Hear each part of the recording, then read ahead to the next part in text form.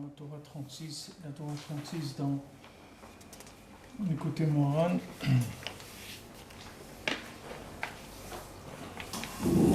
Alors, Rabbeinu rapporte un passage ici dans Tehilim, Bikrov alay mereim lecholet besari.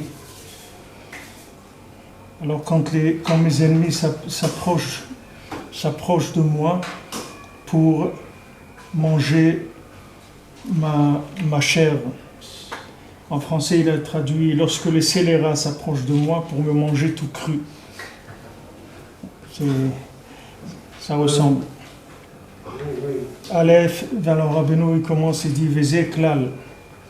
Et ça, zéou klal. Voilà une règle générale. « Ki kol nefesh m'Israël ou mushrash beshivim nefesh shel bet Yaakov ». Que tout juif, toute âme juive, elle a sa racine dans les 70 âmes de la maison de Yaakov. Veshivim nefesh le bet Yaakov, mushrashim beshivim panim shel Torah. Et les 70 âmes de la maison de Yaakov, elles ont leurs racines dans les 70 visages, dans les 70 aspects de la Torah.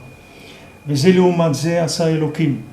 Et Akadosh Baruch Hu, il a créé chaque chose avec son contraire. Shekeneged shivim nefesh shel bet Yaakov, hem shivim lashon. Que par rapport aux 70 âmes de la maison de Yaakov, il existe 70 langues. Shekol lashon velashon yesh la mida ra'a bifnei atzma. Que chaque langue, elle a un mauvais comportement qui est sa spécificité. Ma she'en bechaverta, ce qu'il n'y a pas dans l'autre. C'est-à-dire, Rabbeinu ici, il parle pas de nation, c'est-à-dire il parle des nations, mais vous voyez qu'il est défini par la langue. Parce que c'est la façon de s'exprimer qui fait le comportement de la personne. Donc ça, c'est un grand klal, c'est-à-dire pour apprendre pour nous la force du dibour, c'est-à-dire le corps de la parole, de faire attention. Si quelqu'un fait attention à sa façon de parler, uniquement avec ça, il peut arranger toutes ses midotes. Rien que s'il fait attention à sa façon de parler. Parce que le comportement, il découle de la façon de parler.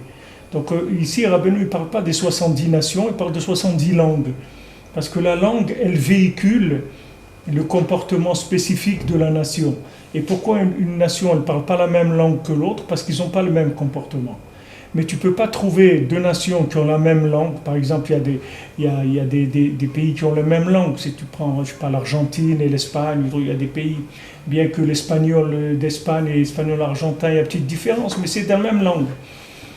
Mais tu pourras pas trouver, par exemple, deux pays, si tu prends, par exemple, les Anglais ou les Allemands, c'est impossible que les Allemands et les Mexicains, par exemple, ils parlent la même langue. C'est impossible. C'est impossible parce qu'ils ont un comportement qui est trop différent. Et c'est impossible qu'ils parlent de la même manière. Mais un Mexicain ou avec un Espagnol, par exemple, ils peuvent parler la même langue. Parce que tu vois que les midotes, c'est à peu près, ça se ressemble. Ils ont à peu près le même comportement. Tu vois dans le monde que c'est comme ça que le monde il fonctionne. Donc Rabbeinu, au lieu de te parler de nation, que tu crois que c'est par rapport à une culture, par rapport à toute une histoire, etc., la chose elle est très simple. Il est ce que sa langue est, c'est tout. S'il change de langue, il va changer de comportement. Du moment où il change de langue, il ne parle plus la même langue, il change de comportement. C'est pour ça aussi dans la tchouva, je le dis souvent, il faut faire... Je vois malheureusement des gens qui ont fait tchouva depuis 10 ans, 15 ans, 20 ans, ils emploient encore des mots, disent des mots qui sont pas propres. Ils salissent leur bouche. Il faut faire très attention à ça. Parce que tant que quelqu'un n'a pas la bouche propre, ça veut dire qu'il y a quelque chose qui ne marche pas. Chafetz Chaim me disait, le docteur, quand il vient, il regarde la langue avec un bâton là. Et il regarde sur la langue, il voit qu'est-ce qu'il y a. Il dit, c'est la même chose. Quelqu'un, écoute-le. Tu vas voir dans sa façon d'exprimer, de s'exprimer, tu as tout là-bas. Il va te donner son CV. Il n'a pas besoin de te l'envoyer par mail. Tu l'écoutes parler et tu as le CV de la personne. Tu vas voir comment il est à l'intérieur. Il dit chaque langue, elle a un mauvais comportement en elle-même. Ce qu'il n'y a pas dans sa dans l'autre. Et comme ils ont ces mauvaises midot, donc ils sont loin des 70 facettes de la Torah. Donc ça c'est par rapport à ce qu'on a parlé le jeudi soir et la semaine dernière. Vous voyez que quand quelqu'un, Rabbeinu dit dans l'écoute Moran, il dit quand on parle d'un goy, ça veut dire c'est quelqu'un qui a des midotes de goy, c'est ça un goy. Il peut être juif, et c'est juif sur papier, dans le livret de famille, mais c'est un goy, c'est-à-dire les midotes qu'il a, c'est des midotes de goy. Et le contraire, tu peux trouver des goyim qui sont très proches du Ham Israël, parce qu'ils ont des bonnes midotes. Ils sont très très proches de la Kedusha du Ham Israël, parce qu'ils ont des bonnes midotes. Mais tu peux trouver des juifs qui sont complètement goy dans leur comportement. C'est pour ça que Rabbeinu ne fait pas beaucoup de différence entre un converti et un Baal Tshuva. Rabbeinu, il n'y a pas beaucoup, pour le Rebbe, il n'y a pas beaucoup de différence. Parce que du moment où le Baal Tshuva s'est habitué à vivre avec des midotes de goy, il n'y a pas tellement de différence avec lui. À part qu'officiellement, officiellement il est juif, mais les maasés, comme on dit, un gérant de paille et un gérant de fête. C'est-à-dire, c'est vrai que le gérant de paille, il est juif, mais le gérant de fête, c'est un goy. C'est-à-dire que sur le terrain, il est goy. Dans sa façon de penser, de vivre, de manger, de tout, il a des midotes de goy. Alors les midotes, c'est ça qui fait déjà le fait qu'on parle la langue, déjà c'est quelque chose qui nous pénalise au point de vue comportement. La langue, elle nous pénalise. Ça ne veut pas dire qu'il faut parler l'ivrite, parce que l'ivrite non plus, c'est pas une langue de Gdusha, c'est une langue aussi qui est un melting pot. Mais quelqu'un qui parle Lashon HaKodesh, ou qui parle une langue qui est mekudeshet, c'est-à-dire que sa langue elle est propre, il a une façon propre de s'exprimer, alors il commence à ranger ses midotes, s'il fait attention à sa façon de s'exprimer. C'est une des clés de la réparation des midotes, le dibour. C'est très très important. C'est extrêmement important de faire attention à sa parole, si on veut faire tchouva.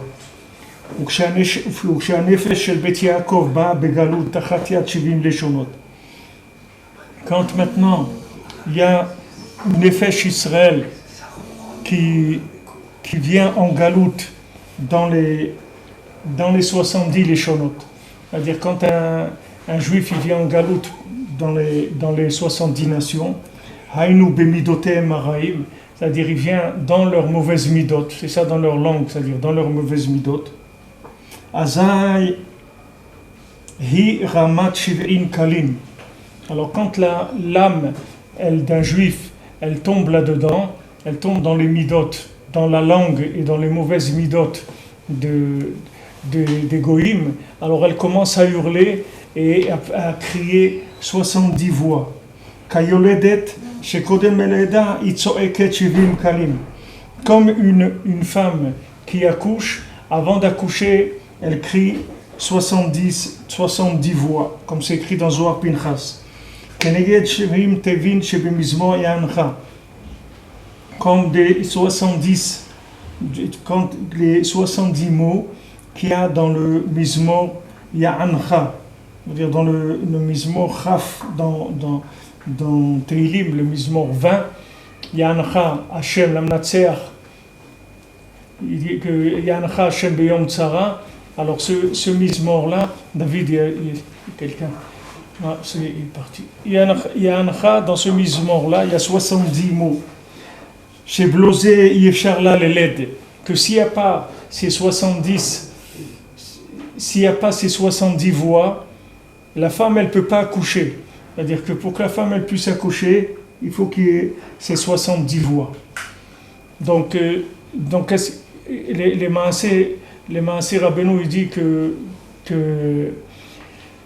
on a l'impression que Rabbeinu il dit que le principe de l'accouchement c'est le même principe que la galoute du Nefesh Israël parmi les Umot.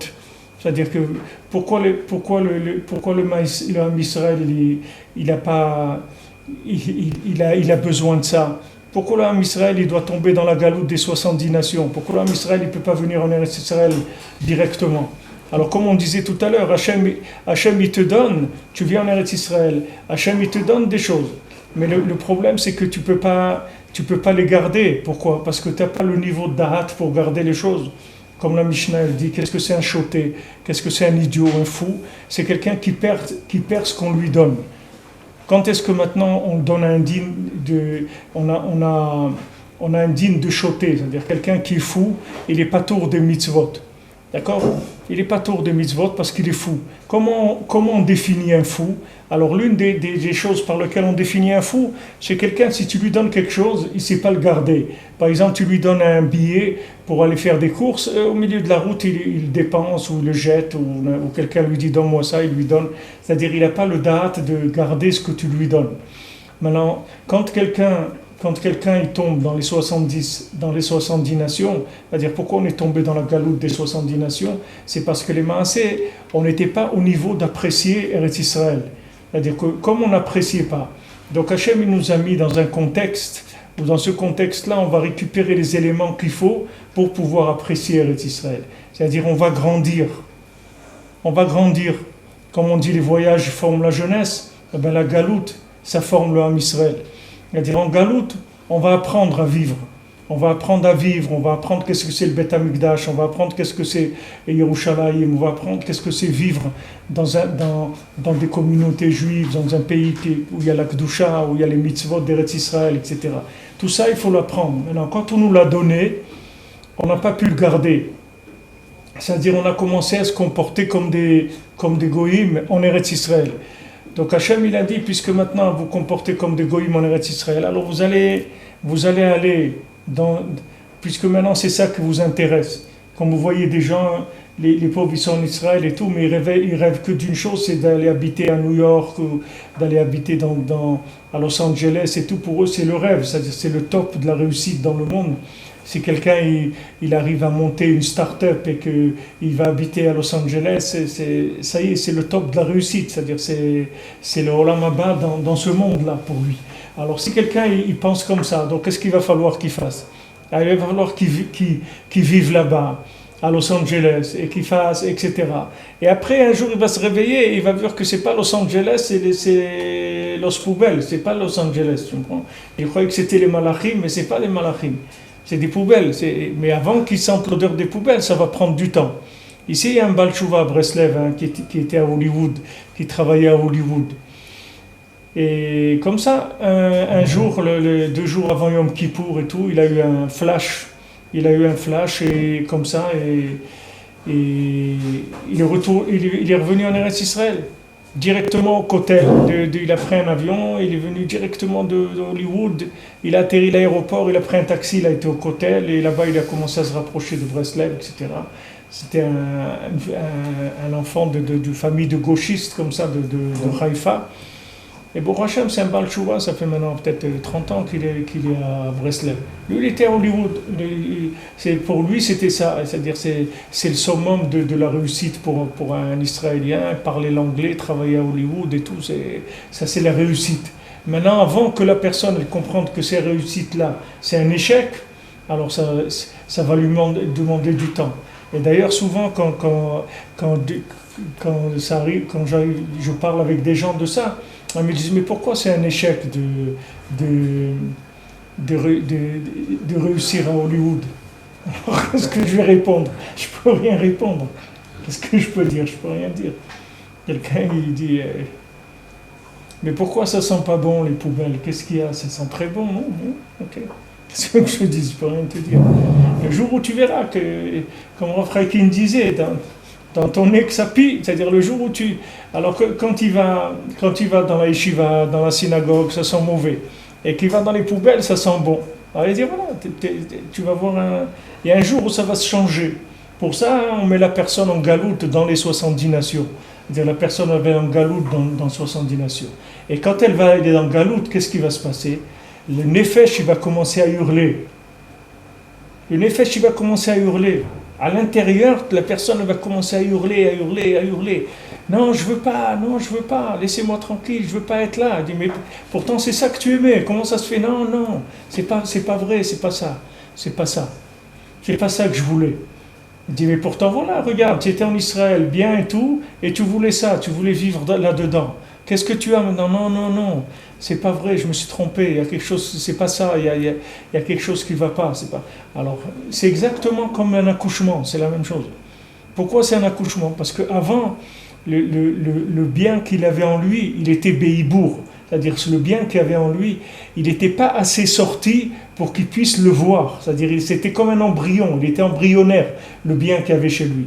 Maintenant, quand cet embryon il a grandi, il arrive à un moment où il y a l'accouchement. L'accouchement, il faut que la dame qui doit accoucher, il faut qu'elle crie 70 voix pour faire sortir pour faire sortir le bébé. Et si elle ne crie pas ces 70 voix, le bébé il sort pas. C'est comme ça qu'elle ouvre la matrice pour que le bébé il sorte. Il faut qu'il y ait 70 cris. Alors maintenant, ces 70 cris, cette âme-là, elle naît dans ces cris-là. C'est comme ça qu'elle sort dans le monde, avec ces 70 cris. Maintenant, la tchouva, c'est pareil. On prend la personne, on la met dans la poubelle et elle commence à crier. Elle commence à crier, à hurler. C'est pas ça que je veux, c'est pas que ça.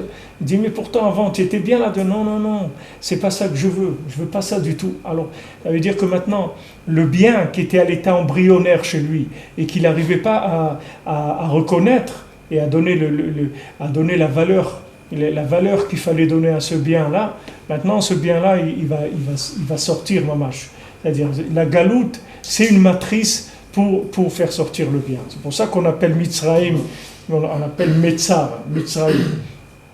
Et les Mefarshim, ils définissent l'Égypte comme la matrice du Ham Israël. Ils disent qu'est-ce que cette pression-là de l'Égypte, c'était pour faire sortir le bien qu'il y avait dans le Ham Israël. Au début, les gens, quand ils ont été en Égypte, ils n'étaient pas esclaves. C'était des gens qui étaient des entrepreneurs, des gens à leur compte, etc. Ils ont travaillé avec les Égyptiens en tant que personnes qui venaient, ils avaient des échanges commerciaux, etc. Mais après, petit à petit, ils sont tombés dans l'esclavage. L'esclavage, c'est quoi? C'est qu'eux-mêmes, ils ont commencé à devenir des Égyptiens. C'est ça l'esclavage. Et petit à petit, ils ont commencé à s'habituer à la galoute et devenir des Égyptiens. Et à un moment, ça atteint un tel niveau que ça y est, ils ont commencé à hurler. Ils ont commencé à hurler, et Hachem il a entendu la voix, il a dit je vais vous sortir. Maintenant c'est venu le moment où vous allez sortir. Pourquoi? Parce que cette matrice-là de Metzar, c'est-à-dire d'étroitesse, qui oppresse la personne, c'est comme ça que le bien qu'il y a dans la personne, il sort. Et ça, c'est valable pour tout le monde. C'est même pour les Umot Haolam, c'est comme ça. C'est-à-dire, tu vois les pays où il y a de la pression, des pays où il y a des gouvernements très forts, très durs. Il sort des gens qui ils se dépassent, les gens, ils arrivent à dénier. Mais les gens, par exemple, la Suisse, elle n'a jamais sorti à quelqu'un ni des écrivains, ni des gens qui gagnent les Olympiques, ou elle n'a rien sorti. Il n'y a pas de tridouche qui sort là-bas, parce que il y a un. Il sort des voleurs. Bon, c'est pas un cavol. Geneva. Genève, c'est Geneva. Il ne sort rien parce qu'il n'y a pas de pression. Comme il n'y a pas de pression, il n'y a pas d'accouchement. Le bien, il reste qu'embryonnaire, il ne sort jamais. Il ne peut pas sortir de là où il était. Parce que c'est qu'embryonnaire. Maintenant, si la personne, elle se trouve sous pression, alors la pression, elle va aller. Elle va éliminer la pression. Qu'est-ce qu'elle a comme effet? La pression, elle a comme effet d'enlever tout ce qui est futile, tout ce qui est éphémère. Quand il y a de la pression, tout l'éphémère, il s'en va. Tout ce qui est éphémère, ça s'en va. Et tu vas vers le principal. Tu vas vers la chose principale. C'est ça l'avantage de la pression. C'est-à-dire comment elle fait naître la pression? C'est qu'elle enlève tout ce qui est autour, qui ne sert à rien. C'est-à-dire tout ce qui était, toute la personne, elle faisait comme ça, de façon nonchalante, et qu'elle a glané à droite à gauche, des mauvaises habitudes, tout ça. Il y a un moment où tout ça, ça s'en va.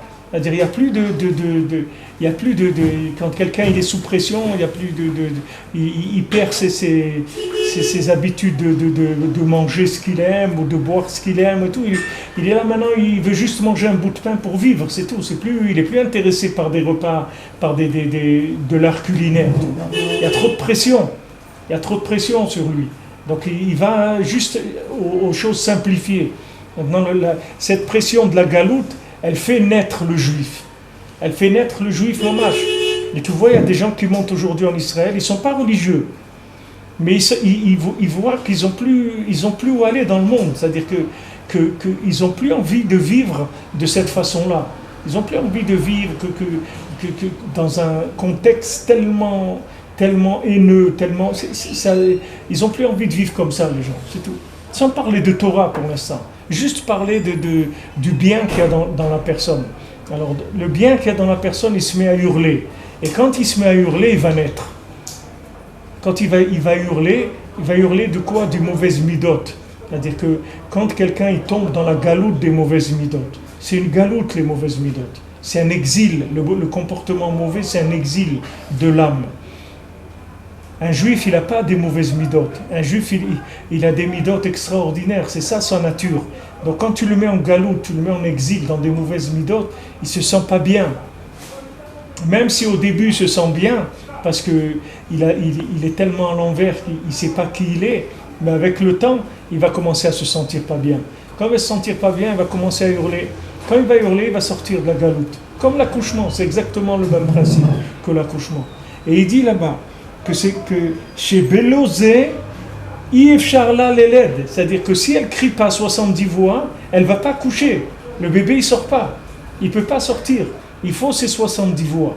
En malasot, c'est-à-dire que ou maintenant tu as la possibilité d'adhérer au bien en faisant confiance, et en disant écoute, même si j'ai des mauvaises midotes, etc., je vais quand même adhérer au bien. Et je vais faire le maximum que je peux pour m'approcher de ce bien. Et je sais que ce bien-là, c'est ça la vérité. Et moi, je me trouve loin de ce bien. Alors là, tu vas éviter la souffrance. Là, tu vas éviter la souffrance. Tu vas éviter la souffrance. Parce que maintenant, tu vas éviter la souffrance. Mettez un petit peu, mais mettez quelques minutes froid et après vous l'arrêtez. Parce que les gens, ça les dérange dans le chiot. Ils entendent le bruit du masgan, ça prend trop le son. Il y a quand même quelques centaines de personnes qui entendent. Et c'est gênant, ce bruit-là de fond. Alors mettez très froid, et David, mettez à 18, quelques minutes et après vous arrêtez. D'accord, alors c'est ce union-là, s'il n'y a pas ces 70 voix, alors on peut pas accoucher de ça. Maintenant, il y a une façon par la Emouna d'éviter cette chose-là. Mais il faut savoir que c'est plus long et c'est plus douloureux aussi, parce que la personne elle va rester avec son problème jusqu'à ce que le problème petit à petit va s'éliminer, mais c'est plus douloureux. On dit que la génération avant le Mashiach, il y aura les accouchements, l'accouchement avec les contractions du Mashiach, ouais. De la même façon que vous venez de décrire avec Yitzhak. Alors, dans ce cas-là, aujourd'hui, c'est qui notre matrice et c'est quoi les 70 cris? Qui c'est qui va les crier et c'est quoi? De quelle façon ils vont sortir ça? Aujourd'hui, la matrice, c'est là où il y a de la pression sur les Juifs. C'est le monde qui est autour de nous. Là où il y a de la pression. En Tsarfat, c'est Gola, c'est la Gaule, Gola. Ouais. C'est la galoute. La galoute de la Gaule, il y a la galoute de Londres, il y a la galoute de New York, partout, c'est une galoute partout. La galoute, c'est ça les Metzarim. Si maintenant quelqu'un il se trouve dans un pays où pour l'instant il est bien, il n'y a pas de problème. Ok, mais à l'intérieur d'Israël, alors là on est à Israël, c'est quoi notre pression? Tu vois bien, tu vois pas où elle est notre pression. Aujourd'hui c'est ça, hier c'était autre chose, demain c'est quoi? Il n'y a pas d'autre signe. Tant que maintenant tu vis pas Béchalom tranquillement en Eretz Israël, ça veut dire que tu es encore en galoute. C'est-à-dire les midot, elles ne sont pas rangées. Alors il y a un métzar, il y a une pression pour faire naître le bien. Donc on ne prend pas conscience de la valeur d'Eretz Israël. Alors il y a une pression. Et encore c'est un chesed gadol qu'Hachem il nous a fait. C'est comme la sortie d'Égypte, qu'on est sorti au bout de 210 ans alors qu'on devait rester 400 ans. Aujourd'hui c'est la même chose. Hachem nous a ramenés en Eretz Israël parce qu'il a vu qu'on allait se noyer dans la galoute. Mais ça ne veut pas dire... Hachem il nous a importé en Eretz Israël la galoute, pour qu'on puisse sur place faire les traitements sur place. C'est comme des gens qui ont des soins. Il y a des gens par exemple, Hachem Ishmor, ils font la dialyse à l'hôpital. Et il y a des gens qu'on leur donne une machine de dialyse, ils font la dialyse à la maison. C'est la même chose. C'est-à-dire qu'on était en galoute, mais Hachem il a vu qu'on était tellement faible que la galoute elle allait nous avaler complètement. Qu'au lieu de crier, on n'était pas en train de crier, mais on est en train de danser de joie, qu'on les danse dans des poubelles. Alors Hachem il a dit, si je ne les sors pas tout de suite, ils vont rester là-bas.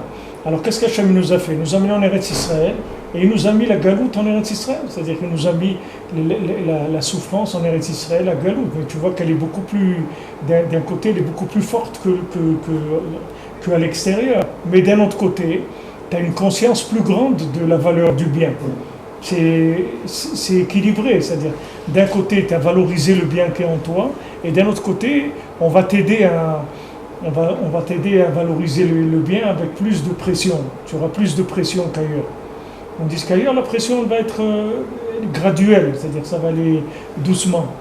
Mais ici, qu'est-ce que tu veux faire? On n'a pas fini, ça s'appelle Chevle Mashiach. C'est Chevle Mashiach, c'est ça. Révèle de Mashiach, c'est les douleurs de l'accouchement, de la Géoula. Mais tout ça, c'est un bien, c'est pour faire sortir le bien. C'est pas pour du mal. C'est que pour faire sortir du bien. Il n'y a rien de mal là-dedans. C'est un accouchement du bien. Quand Hachem il a dit à Yaakov, avec les 70 âmes, vous allez descendre en Égypte, comme Rabbeinu dit, il rapporte les Chazal qui disent que si Yaakov il n'avait pas accepté de descendre, sous la demande de Yosef, il serait descendu enchaîné,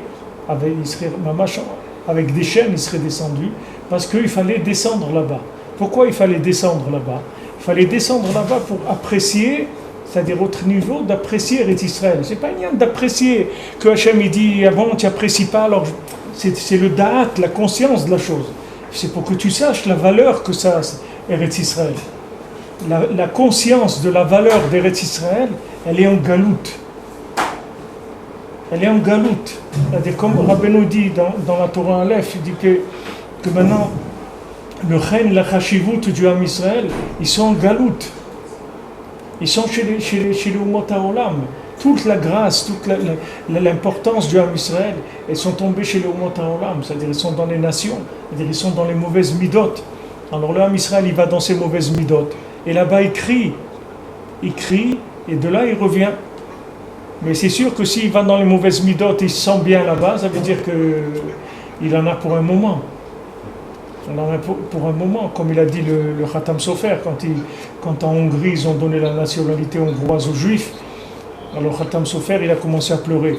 Alors ils ont dit, mais pourquoi? Voilà, maintenant on va être bien, on va avoir des allocations, on va avoir la sécu, ou je ne sais pas quoi. Alors le Khatam Sofer lui a dit, tu sais, je vais te donner un exemple. Une fois, un roi, il a envoyé son fils en galoute, sur une île, il l'a envoyé en exil. Et tous les mois, il lui envoyait un bateau avec de la nourriture, etc. Et un jour, le fils, il voit arriver un bateau avec des milliers de travailleurs, etc. Alors ils disent, qu'est-ce que vous faites? Ils disent, on est venu te construire un palais, ton père il nous a envoyé te construire un palais. Alors le fils il s'est mis à pleurer. Il dit, mais pourquoi tu pleures? Là tu vis comme un clochard sous les arbres, etc. On va te construire un palais. Il dit, non, quand je recevais le colis tous les mois, alors je me disais, ça y est, le mois prochain je rentre à la maison. Mais maintenant que vous me construisez un palais, ça veut dire que mon père il sait que je vais rester longtemps ici, vu que je m'installe bien. parce qu'il va me laisser longtemps ici. Il dit, c'est la même chose. Il dit, avant qu'on n'avait pas la nationalité hongroise, il dit, ça veut dire on est juste de passage, là, on va rentrer chez nous, c'est tout. Mais maintenant, si on a la nationalité, ça veut dire qu'on est là pour un moment. Hachem est en train de nous arranger, nous faire l'installation, parce qu'on va rester là pas mal de temps. Donc c'est le même principe. Si quelqu'un il est installé dans la galoute et il ne comprend pas, et il dit mais pourquoi Israël, pourquoi il fallait en Israël, on est très bien ici, etc. Alors il n'y a rien à dire, qu'est-ce qu'on va dire? On ne peut rien dire du tout. Quelqu'un comme ça, tu vas lui dire quelque chose, tu n'as rien à lui dire du tout. Mais il dit, bon, si tu es très bien, qu'est-ce qu'on va te dire? Quelqu'un il travaille dans le fumier et tout le temps, et à la fin, au bout des années qu'il est dans le fumier, ça lui manque l'odeur du fumier. Toi, tu vas l'amener dans une parfumerie, il va sentir que des parfums et tout, il va te dire, mais je peux pas, moi j'ai l'habitude de vivre dans le fumier, il faut me laisser là-bas. C'est-à-dire, moi c'est ce parfum-là, je me suis habitué à vivre là-dedans.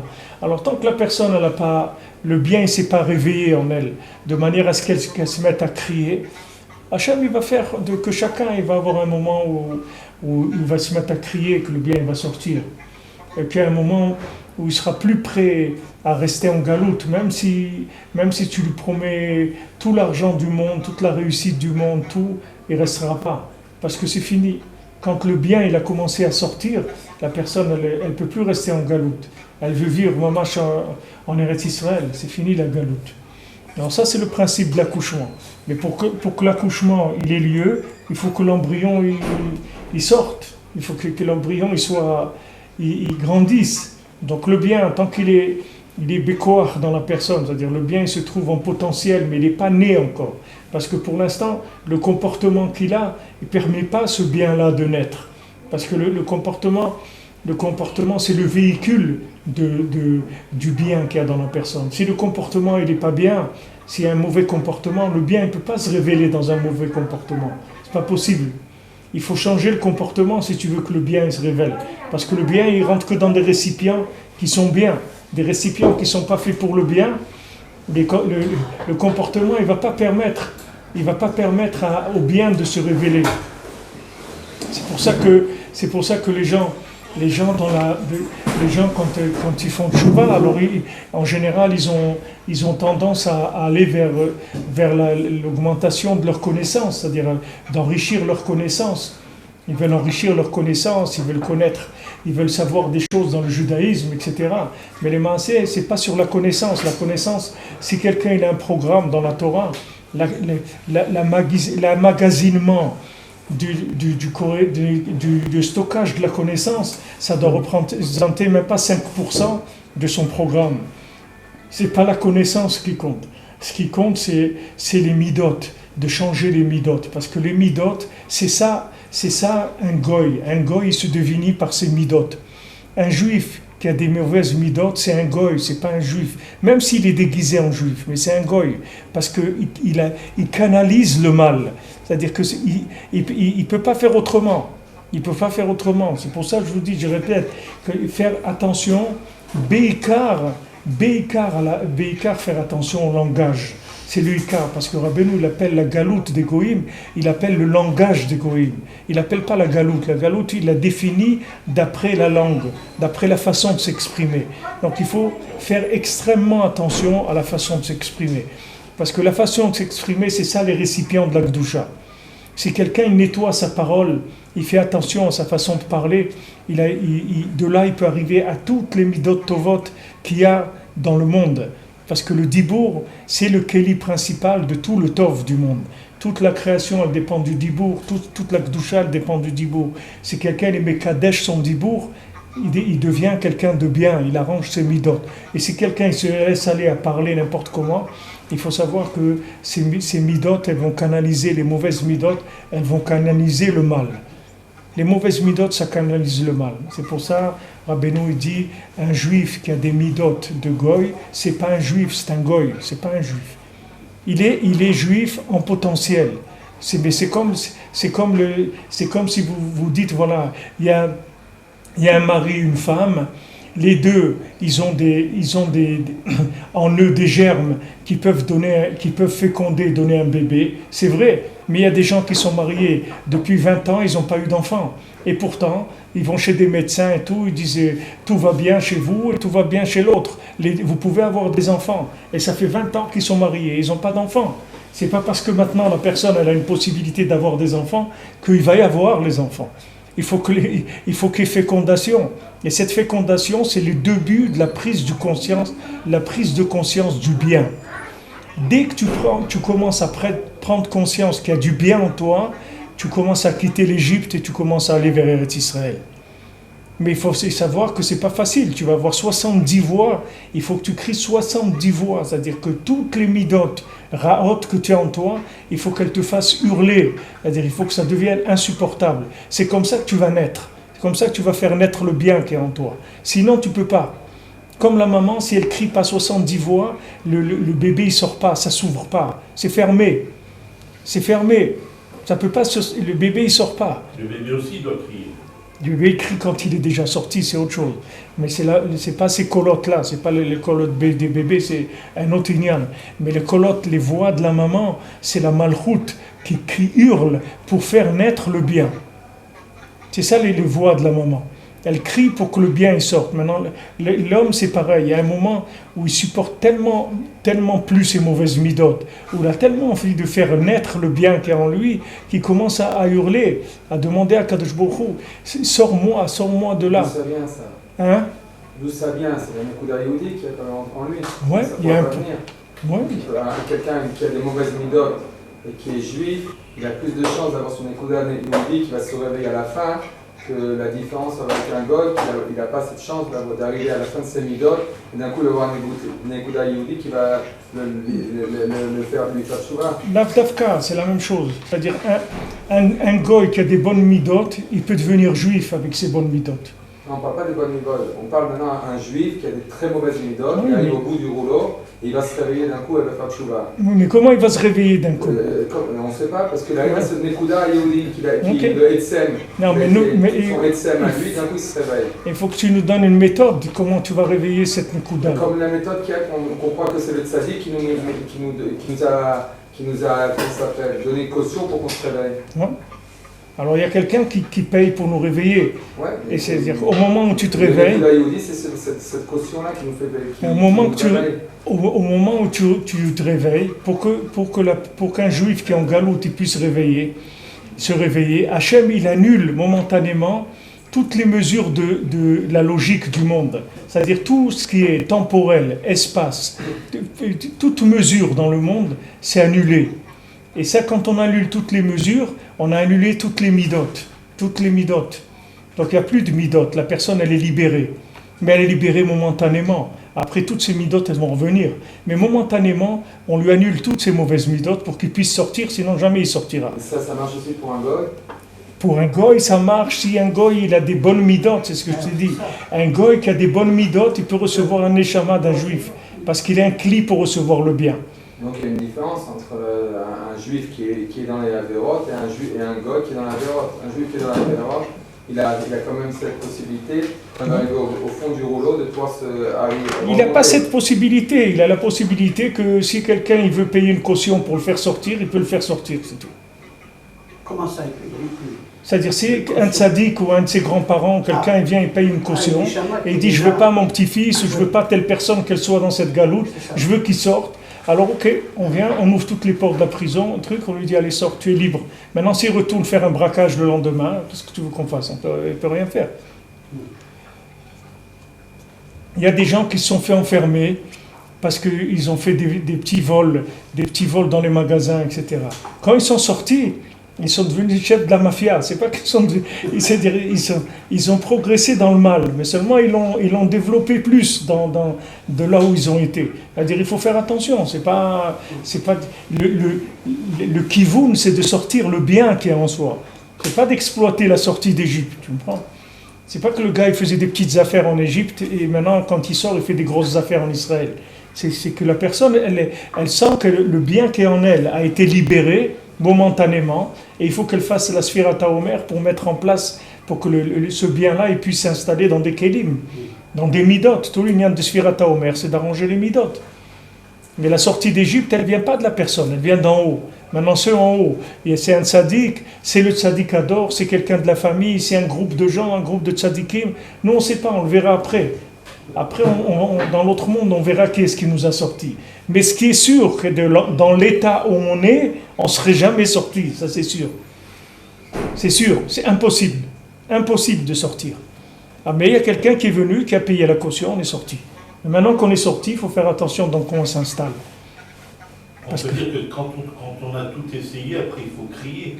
C'est-à-dire qu'on a tout essayé. Quand on dit que la personne ne voit pas l'issue, elle ne trouve pas la sortie. Elle essaie beaucoup de choses et ne trouve pas la sortie. Alors quand elle crie, elle va trouver la sortie. Il faut qu'elle crie, ça peut venir d'elle, ça ne vient pas forcément de quelqu'un d'autre. Ça ne peut pas venir d'elle, parce que pour te mettre à crier, il faut que tu sois marguiche, pour que la femme, elle crie, il faut qu'elle sente que le bébé il veut sortir. Sinon, elle ne peut pas crier. C'est que quand le bébé il s'approche de la sortie, qu'elle crie. Et c'est pour ça que c'est une sakana, l'accouchement. C'est une sakana. Aujourd'hui, Baruch Hashem, il y a des moyens de faire face à la faiblesse de la personne, même si la maman elle peut pas, etc. On fait des césariennes, des trucs, etc. Mais avant, il n'y avait pas tout ça. Avant, combien de gens, Hashem Ishmor, ils mouraient dans les accouchements? Parce qu'il arrive un moment, elle peut pas, comme c'est écrit c'est écrit dans quoi? Dans Michelet, il dit que c'est arrivé le moment de l'accouchement, il n'y a pas de force d'accoucher. C'est-à-dire, elle n'a pas de force de crier ses 70 voix. Alors, ça ne s'ouvre pas. Le bébé ne peut pas sortir. Pas chaud. Avant, c'était comme ça. Il y a 50 ans, c'était comme ça.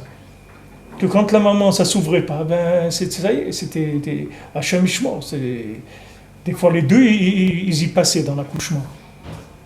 Maintenant, Baruch Hashem, il y a des méthodes qui font que c'est plus facile. Pourquoi quelqu'un ne veut pas crier soi-même? Pourquoi il a besoin? Parce que pour crier, il faut que le bien, il t'accule.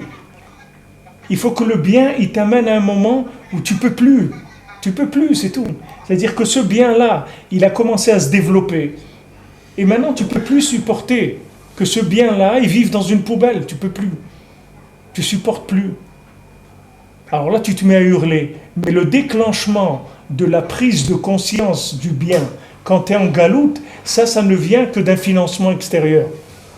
Tu peux pas prendre conscience. Parce que si tu avais pris conscience, tu n'aurais jamais été là-bas. Même Rav Avraham ben Nachman, son père, il lui a dit, quand il était jeune, adolescent, il lui a dit, va en Eretz Israël. Chutz Laaretz, elle ne peut pas supporter ta kedusha. Tu as une trop grande sainteté pour vivre en Chutz Laaretz. Et il dit, malheureusement, je n'ai pas écouté mon père qu'à l'âge de 40 ans ou quelque chose comme ça. Mais son père, il lui a dit, depuis qu'il était jeune, il dit, tu ne peux pas vivre ici. La Kedusha actuelle est trop forte pour que tu vises en Chutz Laaretz. Mais que maintenant, lui, il prenne conscience de cette parole-là, et qu'elle vienne dans ses pieds, et qu'il fait son baluchon, et qu'il vienne en Israël, ça a mis 25 ans avant qu'il réalise ça. Mais quelqu'un tout seul, pourquoi il va crier? Pourquoi tu veux qu'il crie? Il est très bien. On va voir des gens, en galoute, ils sont très très bien. Ils te disent, est-ce que tu peux me donner la même chose que j'ai ici? Tu peux me donner un pavillon, un truc, une parnassa comme ça, une tranquillité, un truc et tout. Tu peux me donner tout ça? Tu me donnes tout ça, je viens. Tu dis, mais si c'est pour tout ça, reste là-bas, ne viens pas. Si c'est ça ta motivation, il vaut mieux que tu restes là-bas. Parce que ça veut dire que le bien qui est en toi, il n'est pas né encore. C'est-à-dire, il n'est pas sorti. Donc, du moment où il n'est pas sorti, tu veux une équivalence de confort par rapport à là où tu es. Tu as du confort, tu veux retrouver le même confort. Tu dis à la limite, je suis d'accord de venir en Israël, mais si vous m'assumez le même confort. Et il dit, mais c'est pas la peine, reste là-bas. On n'a pas besoin on n'a pas besoin que tu viennes. Et toi-même, tu n'as pas besoin de venir. C'est dommage que tu viens, tu ne vas pas te sentir bien.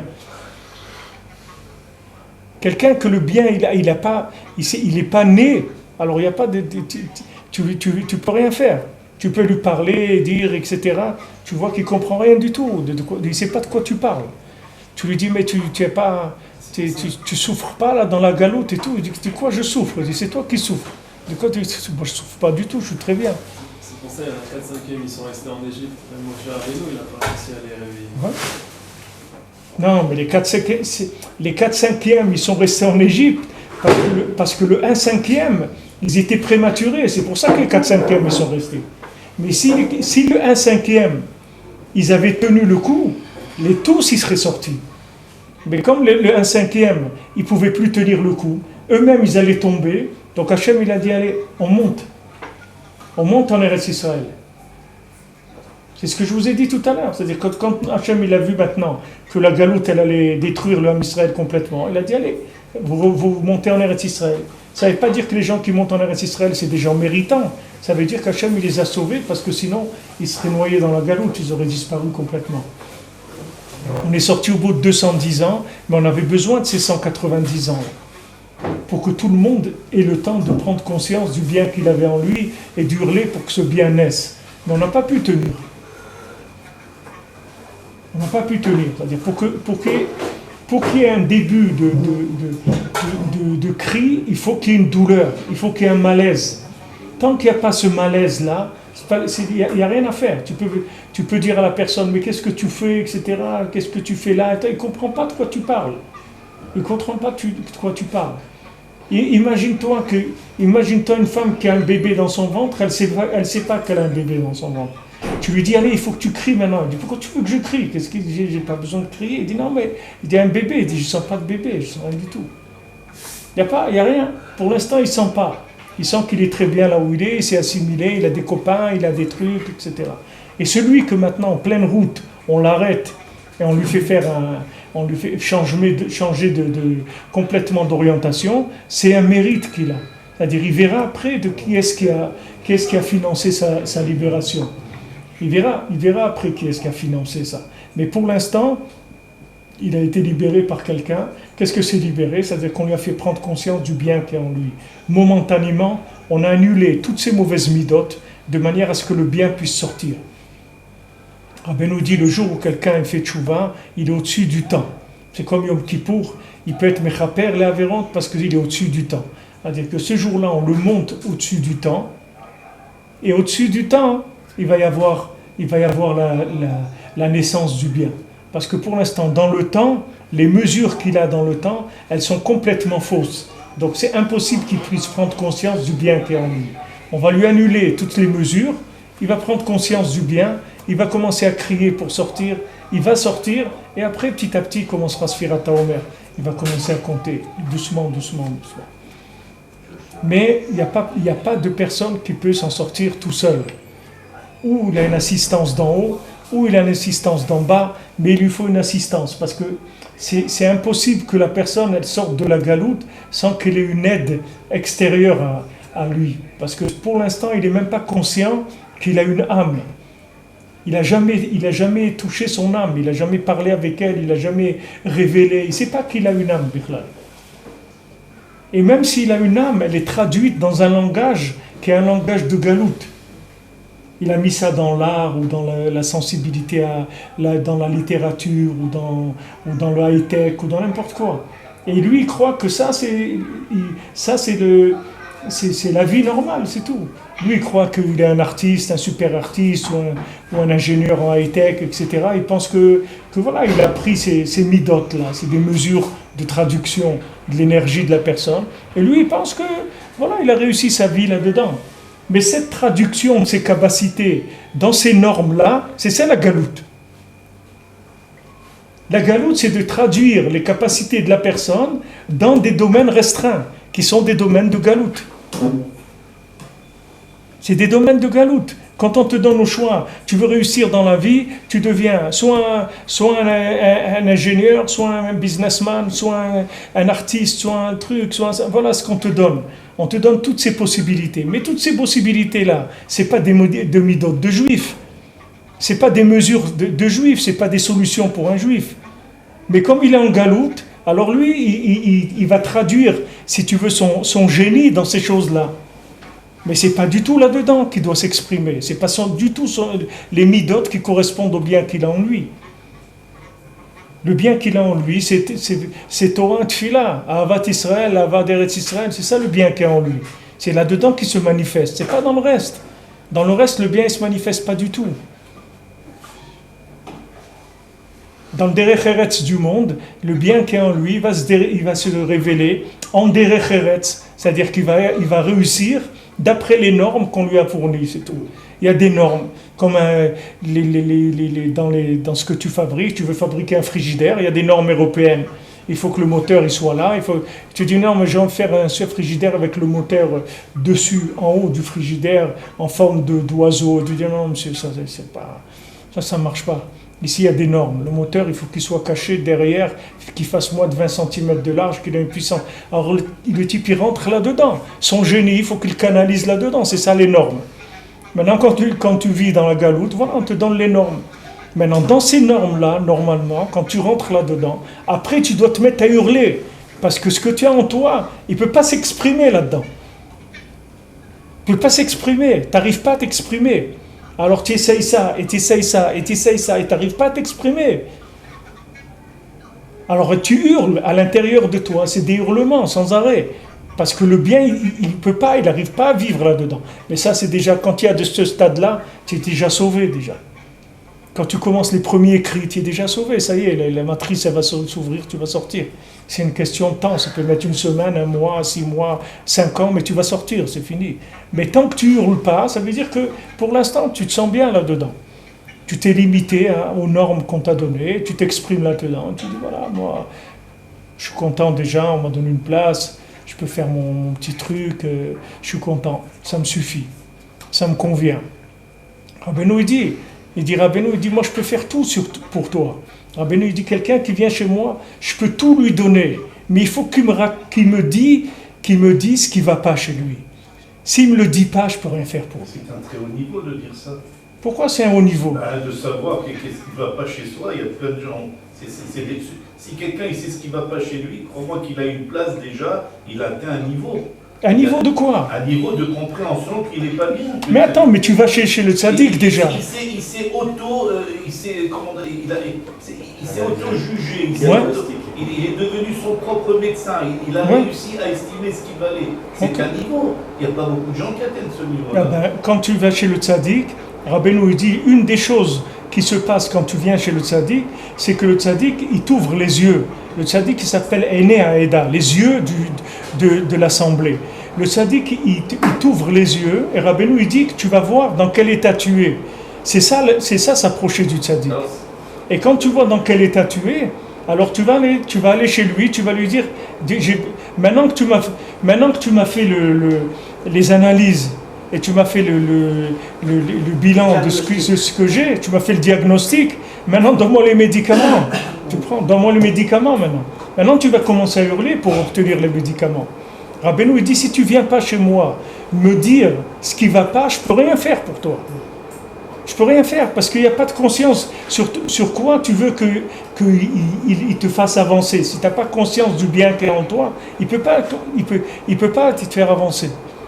Quand tu vas chez lui, tu dois lui dire ce qui ne va pas. Tu dis, regarde, ça fait ça, j'essaye ça ne marche pas, je veux faire arranger ça ne marche pas. J'arrive pas, je m'en sors pas. Du moment où tu lui dis ça, lui après, il peut faire pour toi tout ce qu'il y a à faire. Tout, il va le faire pour toi. Il n'y a aucun problème, lui, il peut tout faire. Le mendiant, il dit, moi, tout ce que vous ne pouvez pas faire, je peux le faire. Tout ce que vous ne pouvez pas faire, je peux le faire. Mais que tu viennes reconnaître que tu as un problème et que tu as un manque, et que ce manque-là, comme le fils du Rav, c'est-à-dire c'est que tu dis, j'ai un problème, il y a quelque chose qui me manque, il me manque quelque chose dans ma vie. Si tu ne dis pas ça, il ne peut rien faire pour toi. Qu'est-ce qu'il va te donner, quoi? Tu dis, j'ai pas besoin, moi, je suis très bien.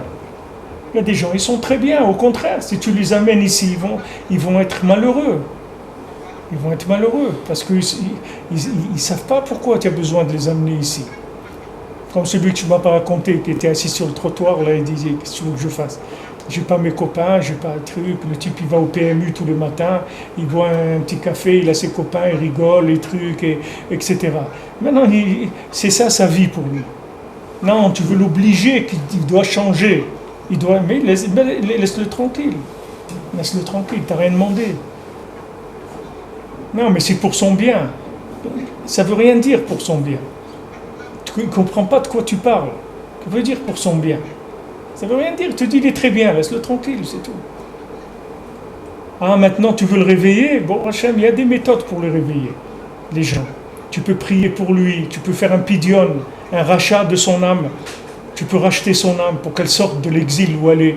Tu peux l'aimer. En l'aimant, tu peux le libérer. Mais dans son contexte. Mais si tu fais violence, tu le bouges de son contexte. Mais jamais il va se braquer. Jamais il va comprendre pourquoi tu lui as fait ça. Il t'en voudra toute sa vie. Maintenant, si la personne elle-même, elle est assez intelligente pour reconnaître la vérité, même si elle est loin de la vérité, elle se fait violence elle-même, ça c'est son libre arbitre. Lui, il a dit, lui s'est fait violence lui-même.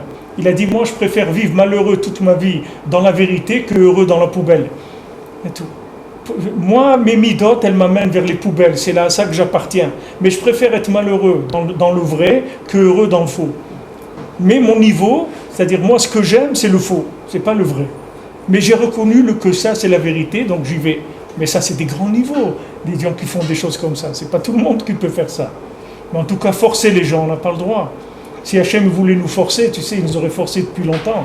Il n'a pas besoin de faire durer la galoute tellement longtemps. Et pourtant, Rabbi Nachman, il dit, tu viens chez moi, tu lis le Tikkun HaKlali, tu mets une kouta de la tzedaka dans le tronc, et je te tirerai du plus profond des enfers dans ce monde et dans le monde futur. Il ne nous dit pas, viens me dire ce qui ne va pas chez toi. Dans la formule qu'il nous propose pour Ouman, on ne parle pas de ça. On va Ouman, on met une pièce dans la tzedaka, on lit le Tikkun HaKlali, et le type il est reparti. Est-ce que ça veut dire que si jamais il n'a pas dit ce qui ne va pas, il n'a pas réussi son Ouman? C'est pas qu'il n'a pas réussi son Ouman. Je vous ai dit l'autre fois, Rabbeinu s'est engagé qu'il va sortir la personne du Gehinam. Okay. Il va la sortir du Gehinam. Ça, il s'est engagé. Maintenant, quelqu'un, il vient, il veut pas, s'il veut pas que quand il va être au Gehinam, Rabbeinu il le sort. Il veut pas aller au Gehinam. Il veut ici faire ce qu'il a, des affaires. Il peut faire beaucoup de choses ici. C'est pas quelqu'un qui dit bon j'ai été, ça y est, j'ai mon visa pour le Gan Eden. Je sais qu'un jour le Rabbi Nachman sortira du Gehinam. La personne elle veut ici, elle veut s'arranger, elle veut s'arranger. Elle en a marre d'être dans l'état où elle est. Ça dérange pas quelqu'un qui est nerveux, envieux, méchant, violent, nerveux. Par exemple, hein? Quelqu'un qui boit, il est habitué à boire. C'est un alcoolique. Alors, ça ne le dérange pas. Est-ce que ça le dérange ou ça ne le dérange pas? Si ça ne le dérange pas, il n'y a rien à faire. Mais le jour où ça va le déranger, il y a une adresse où il peut aller dire ça me dérange. Ça me dérange. Quelqu'un qui rentre dans Breslev, qui fait un peu de Godédout, un peu Khatsot, un peu Déouman, etc. Après 10 ans, 15 ans, il voit dans quel état il est. Il a honte de lui-même, il en a marre d'être comme ça. Enlève tous les trucs de Gehinam, ok, mais maintenant, là, quelqu'un, il a une femme, il a des enfants, il a une famille, il a envie d'avoir une autre tête que la tête qu'il a. Ça y est, il n'a pas envie de les faire souffrir, il a envie de les aimer, de les faire grandir comme il faut. Quelqu'un qui a été au Ouman, qui a fait le Tikkun HaKlali, qui a mis une pièce dans la tzedaka, et qui n'a pas dit le problème qu'il a, qui me sont sortis, est-ce qu'il a réussi son Ouman ou il n'a pas réussi? Oui, il a réussi, la promesse de Rabbeinu, elle va sur ça. Mais Rabbeinu te dit qu'il va te sortir du Gehinam. Mais tu crois que c'est agréable d'aller au Gehinam? Tu crois que c'est agréable d'aller au Gehinam? Essaye de ne pas y aller. Rabbi Nathan, il dit, si maintenant, Rabbi Nathan, il dit dans l'Écoute à la Chôte, que si maintenant quelqu'un, tout ce qu'il a fait dans sa vie, dans toute la Avodat Hashem de sa vie, il est arrivé à diminuer 1 minute de son Gehinam. Voilà ce qu'il a fait, c'est tout. Dans toute sa vie, il dit ça valait la peine tout ce qu'il a fait toute sa vie. Parce que quelqu'un, il ne sait pas qu'est-ce que c'est 1 minute dans le Gehinam. Maintenant, quelqu'un qui a été chez Rabbeinu, qui a fait Tikkun HaKlali, il n'y a pas de problème. Rabbeinu, il va le sortir du Gehinam. Mais il y a un moment dans la vie, tu as envie de je sais pas, tu as envie de progresser, tu fréquentes des tzadikim, tu vois la Torah du tzadik, tu vois des choses, ça te réveille ta conscience, tu as envie d'être quelqu'un d'autre, tu n'as pas envie de rester comme ça.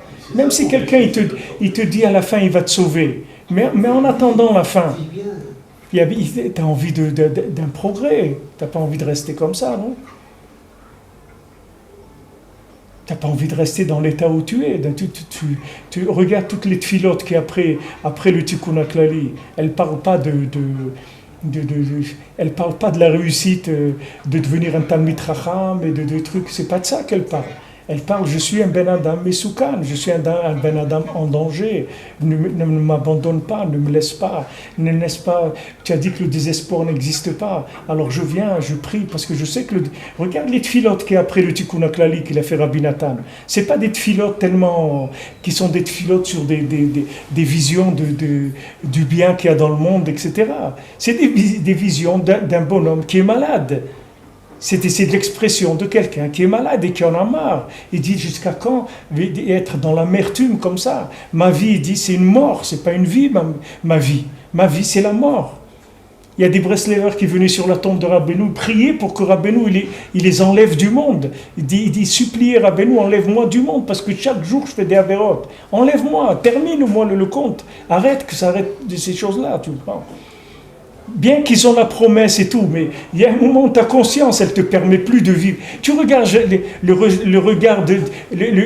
regard de ton enfant, Bezrat Hashem, tu vois le regard de tes petits-enfants. Mais à un moment où tu ne supportes plus, tu te dis, attends, mais qui je suis? C'est monstrueux, il y a des moments où tu veux t'arranger. Alors là, tu commences à crier. Tant que tu n'as pas fait ça, alors bon, ok. Tu as été, Baruch Hashem, de toute façon, le fait que tu as été à Ouman, c'est que tu as pris conscience du bien qu'il y a en toi. Mais ce niveau de conscience, il faut le développer. Ce niveau de conscience, il est embryonnaire. C'est pour ça qu'on crie tous ensemble, quand on est devant le lac, tout ça, on crie à Ouman dans les filotes. Tout le monde crie à Ouman. Ouais, les gens écrivent parce qu'il y a des gens, ils n'en peuvent plus. Et moi, j'ai vu des gens venir à Ouman et pleurer, mais pleurer sans arrêt, parce qu'ils n'en peuvent plus, les gens. Ils n'en peuvent plus, il ne peut plus supporter les midotes qu'il a, c'est-à-dire son comportement, il le répugne, il en a marre, il veut changer. Mais c'est un niveau, hein, c'est un niveau de conscience, c'est tout. Il y a toute la machine, elle marche très bien, il n'y a aucun problème. C'est qu'un niveau de conscience. Et ça, tu es libre de développer ta conscience ou de la fermer, c'est ton choix. Mais le niveau de conscience, il se développe avec les épreuves de la personne, le niveau de conscience. Les épreuves, la recherche, la conscience, la recherche de la conscience, la recherche d'Hachem, la recherche du progrès. La personne, elle est ouverte à la recherche. Chacun il peut chercher, il a le choix. Rabbeinu l'a dit, moi j'ai tout. Moi je suis un otsar de Hirat Shamayim. Rabbeinu l'a dit, moi je suis un trésor de crainte d'Hachem. Pourquoi vous ne me cherchez pas? Si quelqu'un il dit, Rabbeinu il dit, si quelqu'un il sait quelque part il y a un trésor. Tu vois, il y a des films, combien de films ils ont fait, la recherche du trésor, de je sais pas quoi, etc. Tu vois, les gens, ils se rentrent dans des dangers, ils rentrent dans des grottes qu'il y a dans des falaises avec des trucs et des monstres et des ignanim, parce qu'il y a un trésor. Ils savent que là-bas, il y a un trésor, que s'ils s'ouvrent ce trésor-là, ils sont sauvés, ils vont avoir la parnassa pour toute leur vie. Quelqu'un qui sait que chez le tzaddik, c'est un trésor de crainte d'Hachem. Alors Rabbeinu il dit, moi j'aurais couru dans la boue, dans la vase pour aller chercher ce trésor-là. Il dit, pourquoi vous ne me cherchez pas? Pourquoi vous ne me cherchez pas? Quand les gens ils disent c'est difficile, Chatzot et tout, pourquoi c'est difficile? Parce que la personne elle croit que c'est du Breslev style, tu comprends? Breslev style. C'est mystique, etc. C'est mystique. C'est des plans mystiques. Mais quand la personne, elle voit qu'elle ne s'en sort pas, elle va faire les conseils. Elle va faire les conseils du Rebbe, Béhémet, parce qu'elle se rend compte qu'elle ne s'en sort pas. Elle va appliquer les conseils du Rebbe, parce que c'est une façon d'hurler, les conseils du Rebbe. Quand tu te lèves dans la nuit, au milieu de la nuit, et que tu parles avec Hachem, il n'y a pas un plus grand hurlement que ça. Parce que c'est le moment, justement, Rabbeinu dit, où Hachem lui-même, il hurle.